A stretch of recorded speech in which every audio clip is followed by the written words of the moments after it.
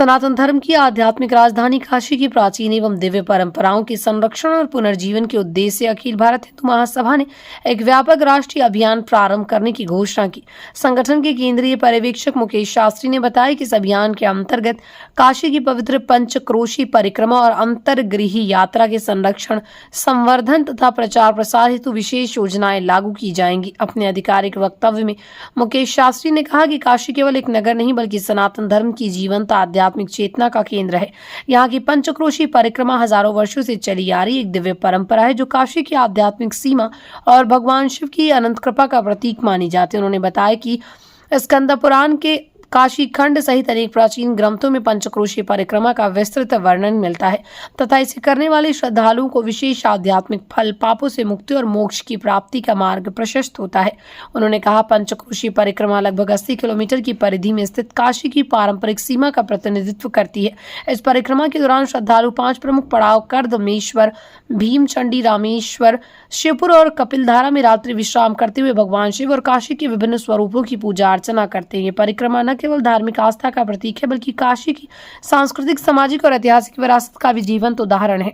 अमरजीत राय, हम लोग यहाँ काशी पंचकोशी यात्रा को लेकर के बहुत ही बड़ा जो है लोगों के अंदर जागरूकता फैलाना चाह रहे हैं, क्योंकि ये जो यात्रा है दिनों प्रतिदिन देख रहे हैं कि लोगों के इसके प्रति भाव खत्म होते जा रहा है।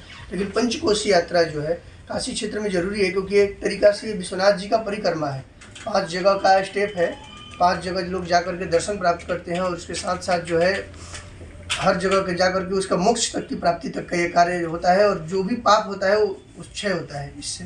तो हम लोग चाह रहे हैं कि लोग जाएं और आ करके यहाँ पे काशी का परिक्रमा करें, यहाँ पे पंचकोशी यात्रा करें, जो कि 80 किलोमीटर का यात्रा जो है लोग 5 दिनों में करते हैं। लेकिन काशीवासी एक दिन में ही महाशिवरात्रि के दिन यहाँ पर के मणिकर्णिका पे स्नान करके ये यात्रा को करते हैं, जिसकी जागरूकता के लिए हम लोग कार्य कर रहे हैं। साथ ही साथ हमारी जो संस्था है गौ सेवा को लेकर के भी कार्य कर रही है और काशी की ऊर्जा को पुनः स्थापित करने के लिए, क्योंकि काशी की ऊर्जा जो है बिल्कुल क्षय होती चली जा रही है। काशी क्षेत्र अखंड भारत, हम लोग चाह रहे हैं कि आध्यात्मिक परंपरा से, जो क्योंकि अध्यात्म से बड़ा कुछ ही नहीं है, सच्चिदानंद स्वरूप परमेश्वर की ऊर्जा को पुनः जागृत किया जाए। यहाँ जैसे कि विश्व गुरु हमारा भारत था, उसको पुनः स्थापना के लिए पहले काशी पे हम लोग को ध्यान देना होगा। जब काशी जागृत हो जाएगा पूर्ण रूप से और यहाँ के लोग जागरूक हो जाएंगे तो ऑटोमेटिक अपने आप जो है गौ का संरक्षण होने लगेगा, गौ का रक्षा होने लगेगा, गौ के प्रति लोग ध्यान देने लगेंगे, लोग आध्यात्मिकता के प्रति अग्रसर होने लगेंगे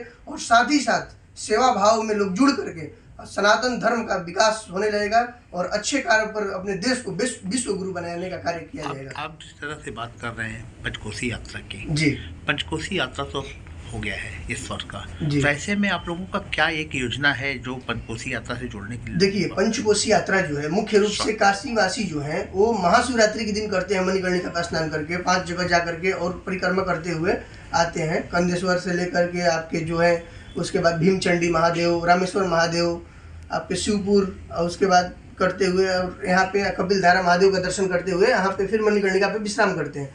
लेकिन इसका यात्रा जो है 5 पड़ाव में भी बहुत लोग आकर के बैसाख महीना में, फाल्गुन मास में अलग अलग महत्व में आकर के 5 दिन का पड़ाव रखते हुए लोग करते हैं। देश विदेश से लोग आते थे और इसकी महत्वता को समझते थे, भगवान का दर्शन प्राप्त करके अपने पापों का क्षय करके और मोक्ष तक की प्राप्ति तक की यात्रा को पूर्ण करते थे, अपनी स्वस्थता तक को, क्योंकि सबसे बड़ा चीज़ है कि उसके साथ साथ आंतरिक शांति के साथ साथ जो है स्वस्थता भी दूसरा आपका गौ को लेके आप बात कर रहे हैं। ऐसे में शंकराचार्य स्वामी और मुक्तेश्वरानंद महाराज भी गौ की रक्षा के लिए और गौ के लिए तमाम एक आंदोलन कर रहे हैं जी। उनका किस तरह से आप समर्थन कर रहे हैं और उनके लिए आप क्या? बिल्कुल, वो सराहनीय है। महाराज जी को मैं दंडवत करता हूँ और हम उनके पास अभी गए भी थे। महाराज जी बहुत प्रयास कर रहे हैं गौ रक्षा को लेकर के और बहुत आवाज़ उठाते रहते हैं। हम लोग अभी जा करके उनसे बात किए हैं, उन्होंने हम महाराज जी से मिल करके आए हैं। उनकी वचनों का जो है हम बहुत सत्कार करते हैं, क्योंकि धर्म सम्राट कृपात्री जी महाराज के वचनों पे चलने वाले ये सब महापुरुष लोग हैं। इनके वचनों को सरकार को सुनना चाहिए, गौ रक्षा करना चाहिए और गौ से बड़ा कुछ नहीं है, क्योंकि बड़े बड़े महापुरुष अष्टांग योगी देवराहा बाबा से लेकर धर्म सम्राट कृपात्री जी महाराज से लेकर के सभी शंकराचार्य जी लोग गौ रक्षा का बात करते हैं, क्योंकि उनको सबको पता है कि गौ रक्षा से ही सनातन का कल्याण हो सकता है, देश का कल्याण हो सकता है और हमारा देश जो है फिर से पुनः विश्व गुरु के रूप में आ सकता है। अर्थात गौ रक्षा नहीं होगा तो कुछ कार्य नहीं हो सकता है।